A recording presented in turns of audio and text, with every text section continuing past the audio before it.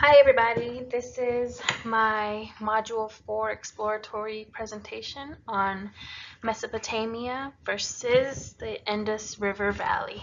My name is Kathy Daniels and let's get started. Okay, so what makes a great civilization?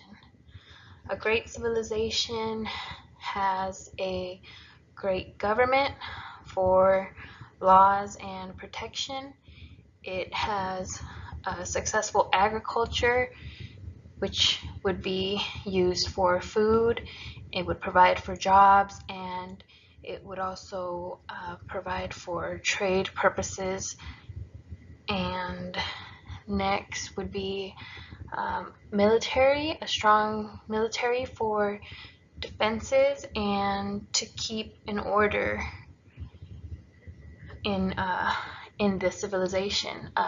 Writing for historical reference to keep track of how the great civilization functioned, and also for communication. Religion, which would expand a culture and provide a higher power to believe in, and it would also keep behavior under control. The great civilization would have to be in a prime location. If it was around mountains, the mountains and hills would provide protection.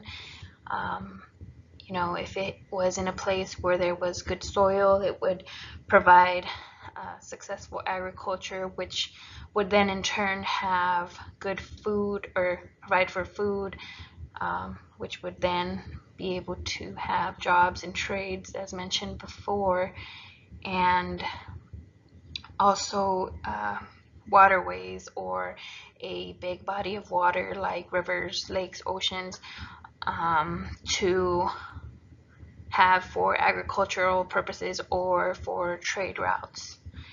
And last, trade, which would bring financial growth, alliances with other civilizations, and it would also allow for the expansion of the culture of that civilization and also others, and learning other languages as well. Next would be the Mesopotamian achievements, which include putting up a border of walls to protect the city. They also build temples to honor gods and goddesses. They were polytheistic. They did create the world's first writing system, which is called cuneiform, and created the first calendar based on the moon's phases. They used metal tools before 3000 BC and provided the Code of Hammurabi, which was one of the first law codes to exist. And now the Indus Valley achievements, they had a pictograph writing system, which scientists have yet to be deciphered. They have not been able to decipher it yet.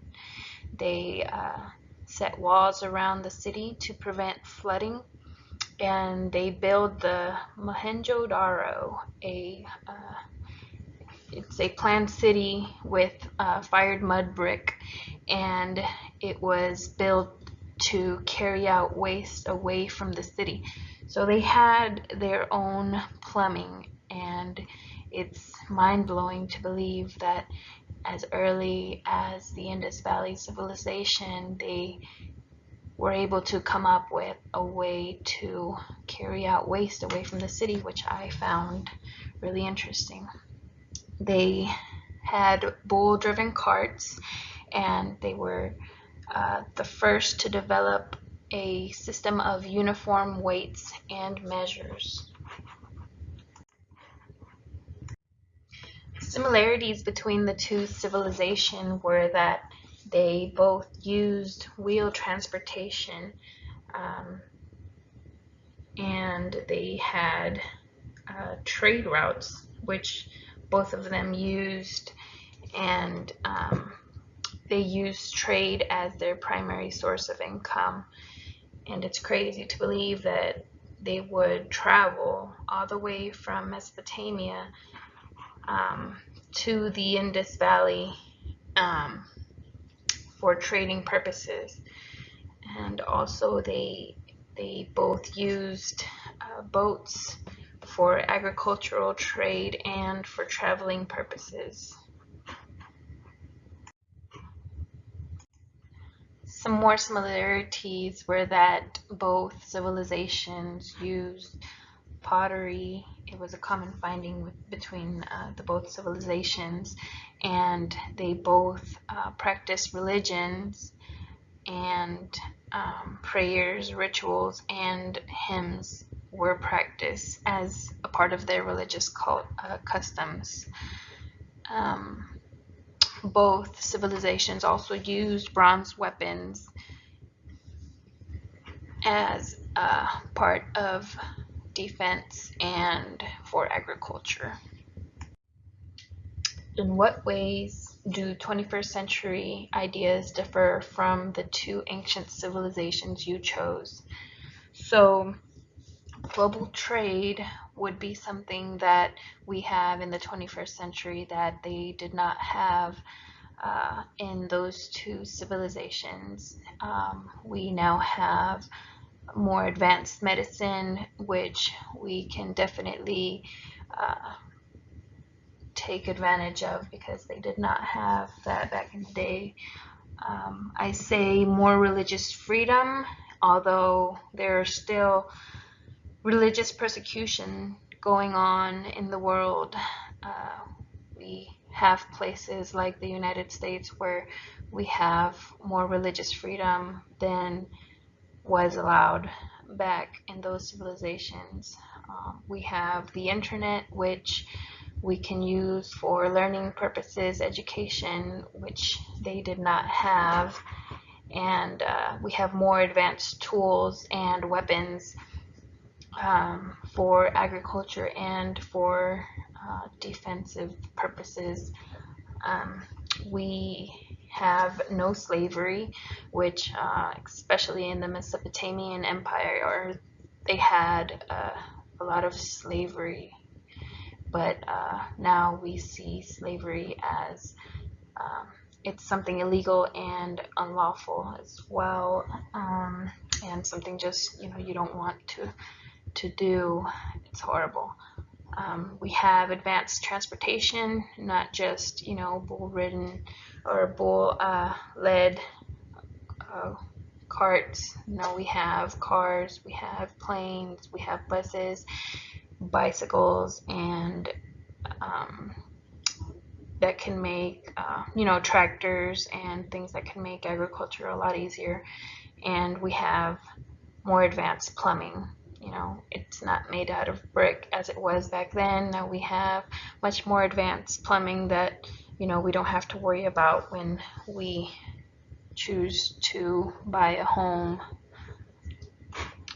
And then we have my personal criteria for a great civilization, which is fair government with strong leaders, equality of pay, laws, and education for all races and also all genders. We have a rich culture, especially the United States. We are a mix of cultures, and it is amazing because we can learn from each other and not just be a boring civilization. We are full of a lot of different cultures pulled together, and I think that's just beautiful, and it makes us stronger. And religion for to keep people in order in a way, and to give hope and something to believe in. And we have also a good location for trade purposes and for agriculture. We need to be in a good location. Medical care that's affordable and available to all. Obviously, you know, a good civilization would need to be healthy, and a great education, and a very strong military for protection, and fair social classes. You don't want somebody that believes that they're above others, you know, that even if they are above others, they are also fair, and that would be giving the lower classes something to achieve, you know, not just stay in the same position. Well, that's it. Thanks for watching, and if you have any comments or questions, please leave them below. Have a great day.